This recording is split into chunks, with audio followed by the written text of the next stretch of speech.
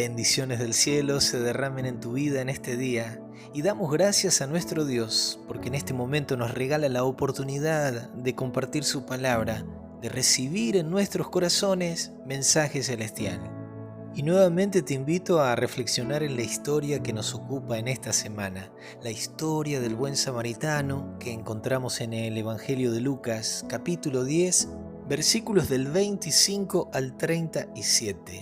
Después del diálogo del intérprete de la ley con Jesús, que encontramos en los versículos del 25 al 29, en el verso 30 Jesús comienza a contar una historia como respuesta a la última pregunta del intérprete de la ley. Y la pregunta fue, ¿quién es mi prójimo?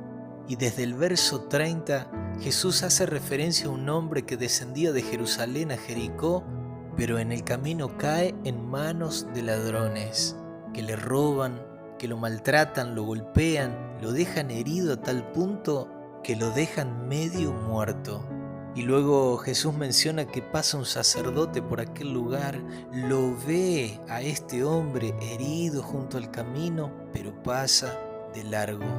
Un poco tiempo después pasa también por ese lugar un levita que mirando a este hombre herido, maltratado, de la misma manera que el sacerdote, pasa de largo. Claramente este sacerdote y este levita no acompañaban con sus acciones el ministerio que Dios había puesto en sus manos.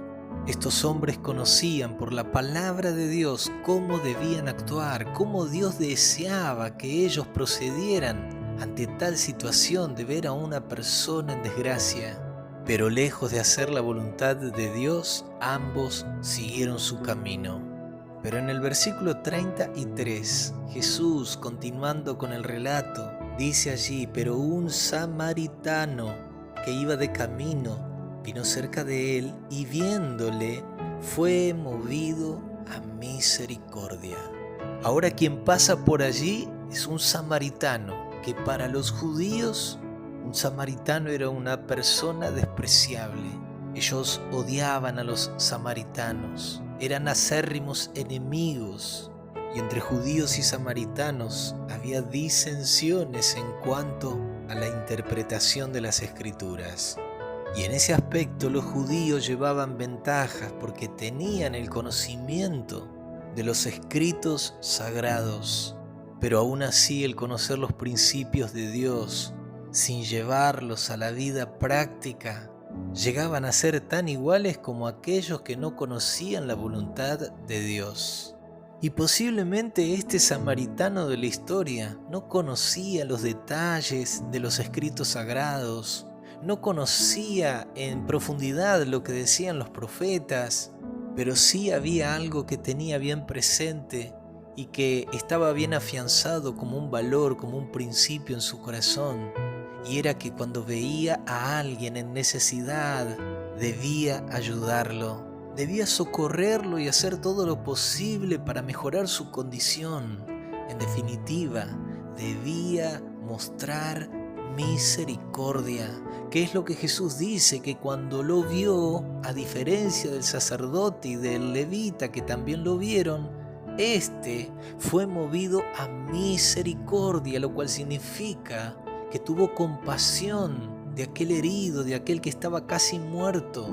Tuvo misericordia y la demostró, porque es la misericordia lo que transforma al pecador. Es la misericordia la que te impulsa a poder ayudar al que está en necesidad. Fue la misericordia de Dios la que lo impulsó por amor a nosotros a enviar a su Hijo para venir a curarnos, a salvarnos, a rescatarnos. El conocimiento de su palabra, de sus principios, claramente que son importantes, pero por sobre todo ello tiene que primar la misericordia. El sacerdote y el levita tenían conocimiento, pero fueron ignorantes a la hora de expresar el carácter de Dios en sus vidas.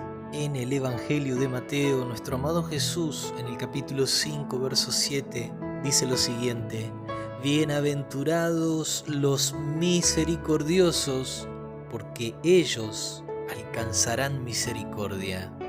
Cuando tú te propones, mi querido amigo, mi querido hermano, proceder con misericordia, con amor, con bondad, con compasión por aquellos que están pasando por momentos difíciles, por momentos de angustia, de necesidad, que tal vez están teniendo algún padecimiento.